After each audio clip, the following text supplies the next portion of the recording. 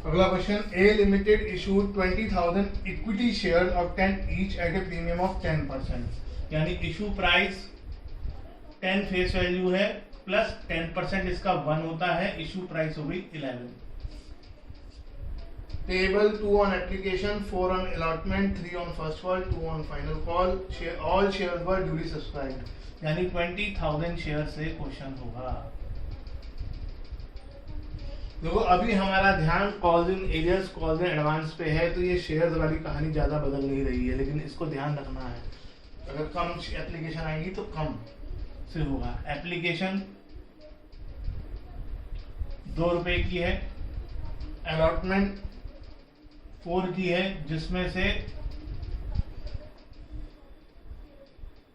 Capital इसमें 2 ही, premium ये capital premium हुआ 1, कैपिटल हो गई 3, फर्स्ट कॉल 3 और सेकंड कॉल 2। प्रीमियम का टोटल 1 होना चाहिए, कैपिटल का टोटल फेस वैल्यू बराबर यानी 10 होना चाहिए और इनका टोटल 11 होना चाहिए। चेक कर लो और इस पर एक बॉक्स भी बना दिया करो। अभी इसका इतना इस्तेमाल नहीं आएगा, जैसे ही हम आगे बढ़ेंगे हमारा क्वेश्चन का लेवल बढ़ेगा, इनका इस्तेमाल शुरू हो जाएगा, लेकिन नजर आपको ज्यादातर इस पोर्शन पे रखनी है। तो इसलिए ये अलग दिखना चाहिए आपको, ये नंबर अलग दिखने चाहिए। या तो इन पे सर्कल कर लो ताकि ये अलग लगे, क्योंकि आप जहां भी मल्टीप्लाई डिवाइड करेंगे अभी इनसे करेंगे ज्यादातर। फिर बताया है कि a holder of 400 shares did not pay the final call. एक पर्सन है जिसके पास 400 शेयर्स हैं, उसने आपको फाइनल कॉल नहीं दी। यानी कितने नहीं दिए? 400 इंटू 2 800। एक पर्सन और है जिसके पास 500 शेयर्स हैं, उसने आपको पूरा पैसा दे दिया अलॉटमेंट के साथ, यानी अलॉटमेंट के साथ बाकी जो बच रहा है फर्स्ट प्लस सेकंड दे दिया। फर्स्ट पे कितना होगा? 1500 और सेकंड पे कितना होगा? 1000। ठीक है। अब in the books of A limited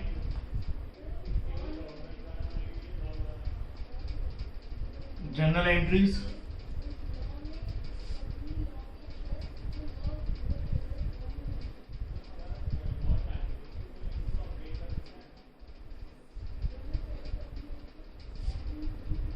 table बनाने का ये फायदा एक और होता है कि आपको क्वेश्चन में अब देखना नहीं पड़ेगा, बिना क्वेश्चन के अब आप पूरा सॉल्व करेंगे।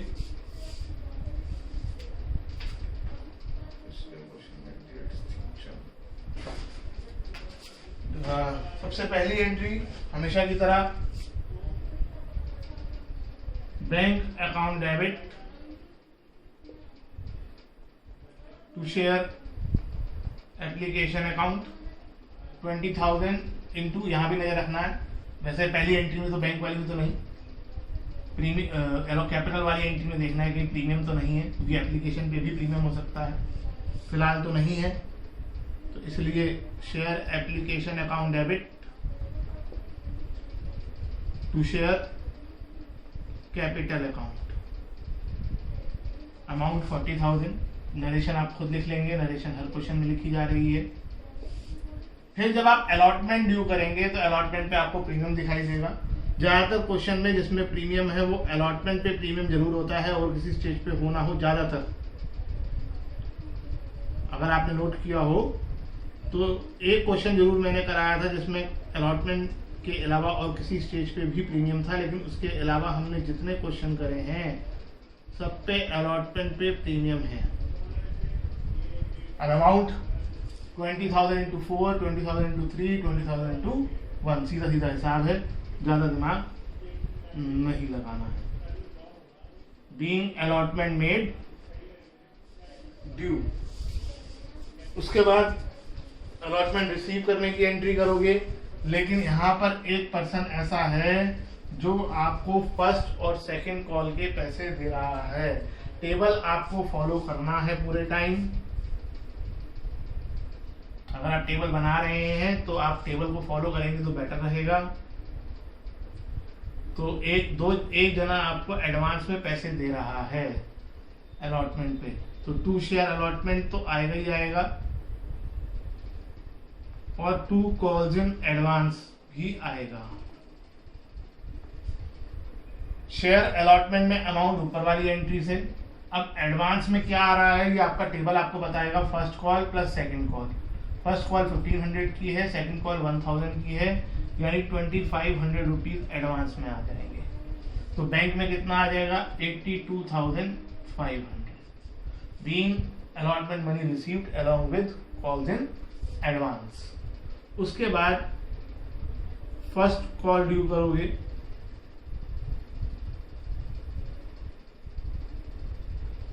Share first call account debit to share capital, क्योंकि प्रीमियम वगैरह तो कुछ है नहीं। 20,000 into 3 60,000 being first call made due. Table कहता है कि 1500 यहाँ लिखे हैं। ये जो यहाँ पे जब हम नंबर लिख देते हैं या कट लगा देते हैं तो वो कुछ बताता है। ये नंबर ये बता रहा है कि ये पैसा पहले ही आ चुका है। जैसे यहाँ पर ये नंबर बता रहा है और कट बता रहा है कि पैसा ये नहीं आएगा। ये नंबर बता रहा है कि ये अमाउंट पहले ही आ चुकी है, अब नहीं आएगी। तो बैंक अकाउंट डेबिट, जब ये पैसा पहले आया था तो हमने कॉल्स इन एडवांस में डाला था, तो अब हम कॉल्स इन एडवांस को डेबिट कर देंगे।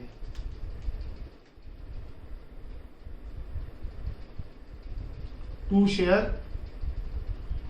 First call. फर्स्ट कॉल में अमाउंट ऊपर वाली एंट्री से, एडवांस में अमाउंट टेबल से ही देख लें 1500। ऊपर वाली एंट्री से ना देखें, ऊपर वाली एंट्री में तो 2 जनों का 3 जनों का अगली कॉल का पैसा हो सकता है, इसलिए टेबल से देखें। और यहाँ पर amount 58,500 being first call money received. उसके बाद सेकंड कॉल ड्यू करोगे,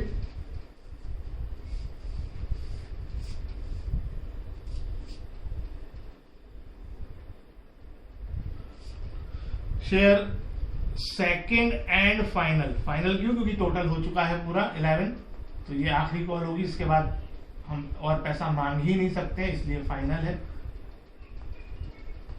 being second call made due 20,000 into 2 40,000। अब यहाँ पर क्या हो रहा है, यहाँ पर 2 जने पैसे नहीं दे रहे हैं। एक तो दे नहीं रहा है, एक ऑलरेडी दे चुका है। तो बैंक अकाउंट डेबिट, एक जना पैसे नहीं दे रहा है, उसके लिए आ जाएगा calls in arrears account debit. और एक जना जो पहले ही पैसे दे चुका है एडवांस में और अब नहीं देगा, उसके लिए आ जाएगा calls in advance account debit to share second and final call. अब अमाउंट कैसे आएगी, share second and final call में अमाउंट 40,000। कॉल्स इन एरियर्स किसके लिए लिखा है, इन 400 शेयर के लिए। आपको लिखने से बाद पहले से टाइम पता होना चाहिए।